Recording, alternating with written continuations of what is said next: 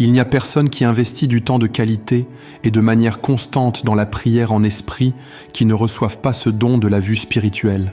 Que vous l'utilisiez mal ou pas est une autre affaire, mais en ce qui concerne la capacité de voir, c'est une grâce qui accompagne la prière. Montrez-moi un homme engagé dans le ministère de la prière, je vous montrerai un voyant authentique. Lorsque vous commencez à prier, l'Esprit de Dieu se lève pour sonder la pensée du Père, et il vous télécharge les choses que l'œil n'a point vues, que l'oreille n'a point entendues, et qui ne sont point montées au cœur de l'homme. Investissez du temps dans la prière, et voyez ce qui arrivera à vos rêves et à vos visions. Investissez du temps dans la prière, et voyez ce qui arrivera à votre créativité, votre intelligence et votre imagination. Investissez du temps dans la prière et voyez ce qui arrivera à votre capacité à tirer des révélations de la parole. Investissez du temps dans la prière et je vous montrerai les activations prophétiques qui auront lieu dans votre vie. Alléluia. Laissez-moi vous dire ceci. Un chantre qui ne fait que chanter sans prier, lorsque cette personne chante, vous sentirez la différence. Peu importe à quel point la voix est belle, vous saurez que cette personne ne fait que vocaliser, simplement chanter. Il y a une stabilité que la vie de prière confère à tout ce que vous faites. Un homme d'affaires qui prie, la différence sera claire. Une personne en carrière qui prie, la différence sera claire. Un serviteur de Dieu qui étudie les Écritures et qui prie, la différence sera claire. Un adorateur qui prie, quand il chante, la différence sera claire. Il y a des gens qui chantent et vous sentez presque de l'irritation. Vous voulez juste qu'ils finissent et partent, car il n'y a aucune présence. Il y a un son que votre vie de prière donne à tout ce que vous faites. Vous ne pouvez pas simuler une vraie vie de prière. Ce n'est pas dans la rugosité de la voix. Non. Il y a une présence, une stabilité, une confiance intérieure qui vient de votre esprit. Pour quelqu'un ici, Dieu est en train de ranimer votre autel de prière. Vous en avez besoin. C'est connecté à vos yeux. Votre autel de prière est connecté à vos yeux. Oui, monsieur. Tu veux faire quoi que ce soit dans le ministère? 5 minutes de prière, 10 minutes de prière? Tu vas courir seul vers ta propre honte. Tu veux voir? Tu dois apprendre à prier.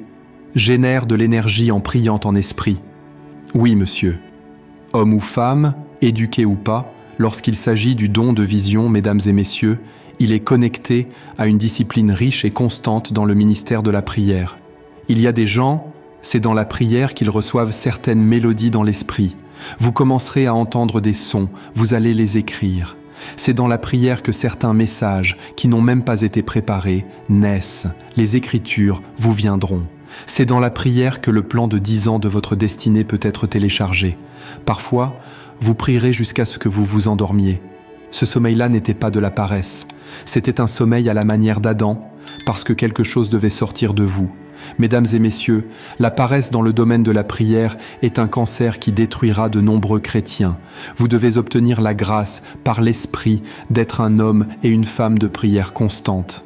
Je parle de moments où vous investissez un temps de qualité, vous ne demandez pas de thé ni de pain, vous êtes simplement en train de gémir. C'est une croisière dans l'esprit. La chair peut être faible, mais vous continuez de prendre de l'altitude. Vous atteindrez une vitesse d'évasion dans l'esprit et les cieux s'ouvriront. Vous commencerez à recevoir des choses. Quelque chose va se passer dans votre intelligence. Quelque chose va se passer dans votre compréhension des Écritures. Croyez-vous ce que je suis en train de vous dire? Écoutez bien. Si vous n'êtes pas rempli du Saint-Esprit avec l'évidence du parler en langue, pendant que je prie, vous recevrez cette impartation. Laissez-moi vous expliquer. L'une des raisons pour lesquelles nous avons conçu notre département de prière, c'est pour offrir une opportunité. Il y a des personnes formées, puissamment ointes, qui administreront le baptême du Saint-Esprit. Le baptême du Saint-Esprit n'est pas pour les pentecôtistes ni pour les charismatiques. C'est l'une des manifestations de la sagesse cachée de Dieu. Il est écrit « Mais nous prêchons la sagesse parmi ceux qui sont mûrs, une sagesse non de ce monde, ni des princes de ce monde, mais la sagesse cachée de Dieu, destinée pour notre gloire. » Il a dit « Vous recevrez une puissance » Actes 1:8, et dans Actes chapitre 2, ils ont reçu le parler en langue. Il y a une relation entre ce que vous déclarez dans l'esprit et l'ouverture de vos yeux, le don de vision. Deuxième clé pour activer le don de vue, la méditation. Accordez-vous des moments riches où vous méditez sur la parole de Dieu, puis sur des ressources basées sur les Écritures. Vous pouvez méditer sur la parole de Dieu, bien sûr, mais aussi sur des enseignements, prédications, matériaux conformes à la parole, etc. Cela va stimuler votre créativité. Par exemple, vous pouvez lire un livre sur le leadership, voir une phrase. Le leadership consiste à transformer les suiveurs en leaders et les leaders en agents de changement. Vous vous arrêtez là. Le psalmiste disait souvent « c'est là, arrête-toi et réfléchis ». La plupart des gens ne comprennent pas ce qu'est la méditation. Je ne parle pas ici de la sorcellerie ou des pratiques occultes. Méditer signifie penser et réfléchir en utilisant la puissance de l'imagination. Qu'est-ce que Dieu est en train de dire ? Il y a des moments où je m'assois tranquillement avec un fond de louange et je dis « Saint-Esprit, souffle sur mon intelligence, que dis-tu maintenant ?» Et parfois, cela prend du temps avant que sa voix ne vienne. Mais dans ce silence, voici qu'elle vient. Voici ce que Koinonia doit faire pour la saison à venir. Voici la série que je veux que tu commences. Voici les onctions que je libère en ce moment. Quand on a l'air puissant, c'est simplement parce qu'on a l'avantage de la vision, la grâce de voir à l'avance. Deuxième méditation. Tu ouvres ta Bible, tu lis, puis tu commences à méditer. Laisse une adoration douce jouer en arrière-plan et dis « Seigneur, quelle est la prochaine étape pour ma vie ?» Parfois, tu dois rester tranquille et c'est alors que tu sauras qu'il est Dieu. Il y a une forme de connaissance qui ne vient que dans le silence. Soyez tranquille et vous saurez que je suis Dieu. Psaume 46, 10. L'une des façons dont je me prépare pour un service de miracle, ce n'est pas seulement la prière. Parfois, je suis allongé, dans une atmosphère dense d'adoration, en silence, et je dis « Majesté, parle. Que veux-tu faire dans la vie de ton peuple ? Quelle est ton insistance pour cette saison ? Ne présumez jamais avec Dieu. Cela vous coûtera cher. Restez toujours à l'écoute et dites « Parle, ton serviteur écoute. » Parfois, il ouvrira vos yeux et vous donnera des révélations sur ce qu'il fait. Il vous dira qu'il y aura des personnes liées par des esprits qui viendront à ce service et vous les verrez dans l'esprit. Et il vous dira « Quand tu arriveras là-bas, ne fais pas ce que tu veux, deviens une voix de délivrance. » Alléluia, croyez-vous cela? Des chants inspirés dans la méditation. Parfois, c'est dans la méditation qu'un chant naît, je vous l'ai déjà dit. C'est ainsi que le chant « Breathe » est né. Je pense même que ce chant est venu dans un moment d'adoration profonde. Alors que j'étais simplement en train de chanter, des chants sont venus dans l'esprit, par l'esprit du Dieu vivant. Et ta vie devient un signe et un miracle, d'abord pour toi, puis pour ceux qui t'entourent. Homme d'affaires, médite. Pratiquer la méditation. Parfois, en tant qu'homme d'affaires, éteins tout autour de toi, assieds-toi, reste tranquille et demande, Esprit du Dieu vivant, à quoi vont ressembler les 5 prochaines années? À quoi vont ressembler les 10 prochaines années dans ce domaine? Alors, celui qui donne les trésors cachés des ténèbres et les richesses enfouies dans les lieux secrets, viendra à toi dans ce silence. Il soufflera sur toi et te révélera les 10 prochaines années, les 20 prochaines années. L'obéissance au timing de Dieu. Il y a eu beaucoup d'opportunités que nous avons eues en tant que ministère. Mais chaque fois que j'allais vers le Seigneur, il restait silencieux ou bien il disait « Ce n'est pas encore le moment ». Et je disais, c'est ton ministère, c'est ta vision. Peu importe à quel point elle est inhabituelle ou rare. Si tu dis que ce n'est pas le moment, alors ce n'est pas le moment. Quelqu'un m'a un jour appelé et m'a dit, « Apôtre, savez-vous que des gens écrivent des livres en votre nom et que ces livres ont presque des évaluations 5 étoiles sur plusieurs plateformes ?» J'ai dit, « C'est mal. » Il m'a dit, « Pourquoi ne les écririez-vous pas vous-même rapidement ?» Et je suis allé vers Dieu.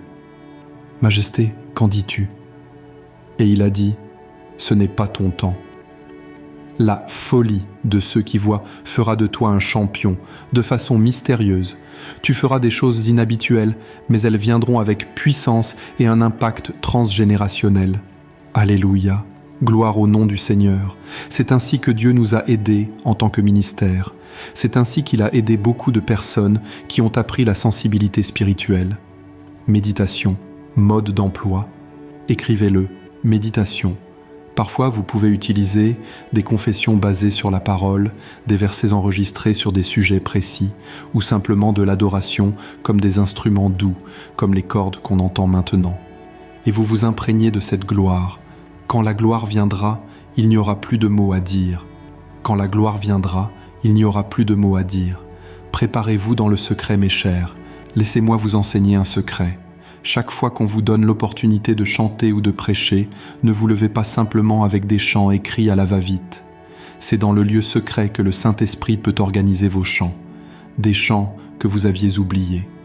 Il vous montrera que tel chant se connecte à tel autre, et ainsi de suite.